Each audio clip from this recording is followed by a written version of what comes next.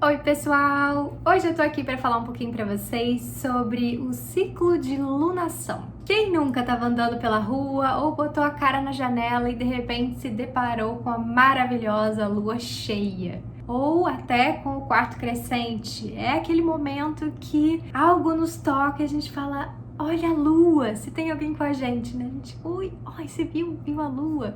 E se não tem alguém com a gente vai tirar uma foto e vai tentar ao máximo mostrar para outra pessoa como tá aquela lua, mas muitas vezes nenhuma foto vai representar a beleza, o esplendor da lua. Mas pra gente falar do ciclo de lunação, a gente precisa trazer um outro elemento, que é o Sol. E eles são como um casal no céu, que fazem sua dança, com princípios muito diferentes. O Sol com um princípio gerador de energia, de luz, que fala de consciência. Ele dá sentido e significado para a vida, como se fosse o nosso espírito. E a Lua já fala de algo totalmente diferente. Ela é o nosso contato com a Terra. Ela é a nossa encarnação. Então ela fala da experiência da vida, o nosso contato com as nossas emoções, com os nossos sentimentos, com o nosso corpo. Então ela é um princípio relacional, que fala do impulso para as relações e que vai falar então da nossa experiência de vida na Terra. Então aqui, esses dois princípios, um nutre o outro. Por quê? O Sol precisa da Lua, porque ele precisa das experiências que a Lua vai, através da vida, ter com as pessoas, as experiências emocionais, para que ele possa elaborar um sentido, um significado em relação a isso, e aí sim crescer a sua personalidade. E ao mesmo tempo, a Lua também precisa do Sol, porque é o Sol que dá um sentido para a experiência. Então, a Lua que vai fazer a sua ronda, que vai fazer toda a sua viagem, ela vai recebendo, acolhendo as experiências que ela vai vivendo, e é o Sol que vai ajudar ela a dar significado para essas experiências. Sem o Sol, a Lua seria apenas instinto, corpo e natureza. E o Sol sem a Lua seria espírito sem encarnação. Então, são dois princípios muito importantes para a gente pensar a nossa individualidade e para a gente pensar esse movimento no céu que acontece todos os meses.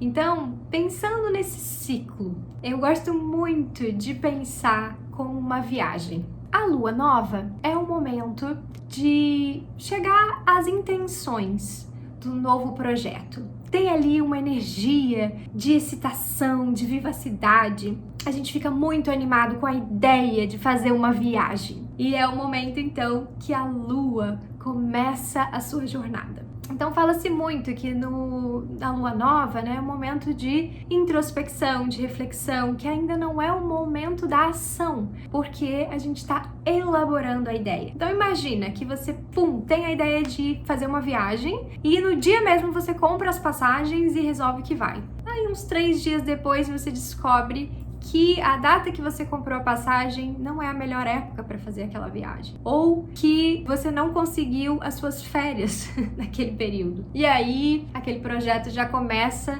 a dar os defeitos, né? Aí aos trancos e barrancos tendo que ser ajustado. Então, na lua nova, né? Os 3 dias que antecedem e os 3 dias depois da lua nova é esse momento de introspecção, de elaboração. Então, pensando nessa ideia da viagem, é um momento de para onde eu quero ir, como é que vai ser. E a partir então desse 3º dia, a lua começa esse movimento crescente. E nesse movimento crescente, até o 4º crescente, vai ser a hora de entrar em ação. Então, pesquisar realmente qual é a melhor época para viajar, quando que eu consigo tirar férias, que tipo de transporte que eu preciso ter, enfim, todas as pesquisas necessárias e as ações que começam a ser feitas, ou seja, efetivamente marcar as férias, comprar a passagem. Então, esse momento do 4º crescente é um momento já de uma excitação, só que já é uma coisa ingênua, né, de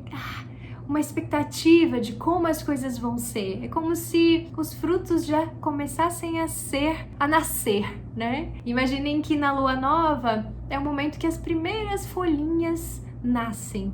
E já na lua crescente é o momento que o fruto já começa a aparecer. E aí então, depois desse quarto crescente, a gente continua nessa jornada crescente até a lua cheia. A lua cheia vai ser o ápice daquele planejamento.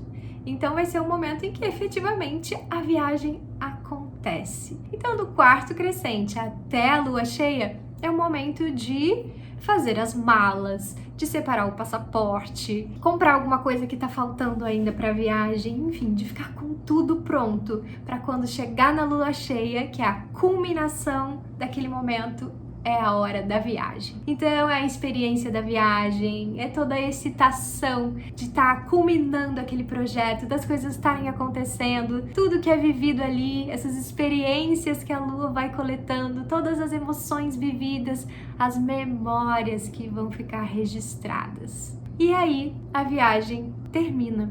Então, da lua cheia até o quarto minguante, já é aquele momento de estar retornando para casa, né? Então, fecha as malas, vê o que vai levar das lembrancinhas, já vai olhando as fotos, né? E lembrando, nossa, como é que foi, tudo que eu vivi, tudo que eu experienciei. E quando chega já no quarto minguante, é o momento, então, que a gente já começa a querer voltar para casa, né? É quando a gente já tá cansado, quando o dinheiro acabou, quando a gente tá cheio de roupa para lavar quando chegar em casa. Então já começa aquele movimento de realmente voltar, né? E então, muitas vezes, desse quarto minguante até a lua nova, a gente tem aquela lua que é considerada já mais desanimada, sem tanta energia. Imagina, você já tá cansado, né? Você já passeou muito, você já conheceu muitos lugares, você já viveu tanta coisa. Agora já é o momento de descansar pro próximo ciclo, para começar a planejar a próxima viagem. Eu gosto muito dessa metáfora, né? Dessa ideia para pensar o processo de lunação. E aí a lua então dá a sua viagem, ela faz a sua viagem, ela coleta emoções, experiências e ela chega até o sol. Quando então ela vai se reenergizar. E afinal de contas, ela ficou cansada com toda essa viagem, com toda essa jornada. E ali então ela vai se reenergizar com o sol, porque apesar de ela não estar aparente no céu, ela está junto do sol, então no momento de reenergização. E é nesse momento que ela chega contando para o sol tudo que ela viveu, como foi, o que foi experienciado, quais foram as emoções vividas. E é esse momento então que o sol vai elaborar conscientemente aquela experiência, dar significado para aquilo que foi vivido. E depois então que a lua, digamos, mostra todas as fotos para o sol, conta tudo que aconteceu e o sol interpreta tudo aquilo, dá um sentido para aquilo, aquilo passa a ser parte de quem somos. A gente passa a dar um significado e um sentido para aquelas experiências e então a gente começa a ter mais consciência de quem a gente se torna a partir de tudo o que foi vivido. E aí começa uma nova jornada. Então, uma outra forma que eu gosto muito de pensar essa dinâmica da lunação é através das estações do ano. Vamos lembrar que a astrologia é feita a partir da observação da natureza e a conexão dos signos com as estações do ano do hemisfério norte. Então, a conjunção, quando Sol e Lua estão juntos, que é representado pela Lua Nova, é um momento que está associado ali à energia ariana, a energia do início de alguma coisa. Ares está associado à primavera. A primavera é aquele momento que as árvores que estavam secas começam a dar suas primeiras folhinhas, quando a vida começa a voltar, depois de todo um inverno rigoroso. E o quarto crescente, quando a lua chega então na sua fase crescente, é associada à energia de Câncer. E Câncer é o início do verão. E o que acontece no início do verão? É quando as árvores começam a dar seus primeiros frutos. Então é quando as frutas aparecem, começam a crescer. Então tem algo ali de as primeiras ações que foram feitas a partir da lua nova começam a dar seus primeiros resultados. dependendo da forma como a gente plantou, dependendo da forma como a gente semeou os nossos projetos, ali a gente vai colher os primeiros resultados disso. Se não estiverem muito bons, é a hora de fazer algum ajuste. E se eles estiverem bons, é a hora então de seguir até a lua cheia. E a lua cheia vai ser representada pela energia de Libra. E Libra é o início do outono. E o que acontece no outono? As frutas estão deliciosas. É o momento da colheita. Dependendo do que foi plantado na lua nova, a lua cheia vai ser o momento de colher os frutos de tudo isso. E depois da colheita, então, a natureza começa um movimento de involução da vegetação. E aí a gente tem, então, no quarto minguante, a associação com a energia de Capricórnio. E Capricórnio é o início do inverno.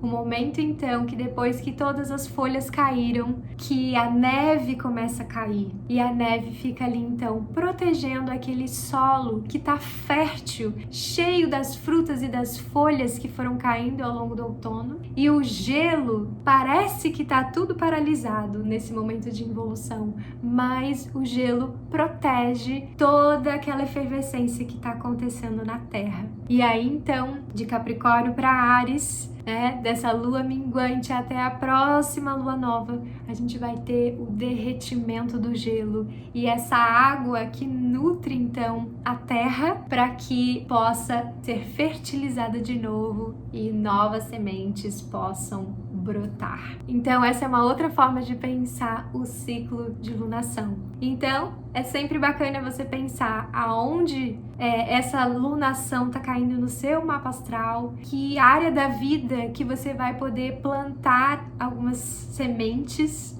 e entender como vai funcionar todo esse ciclo de lunação.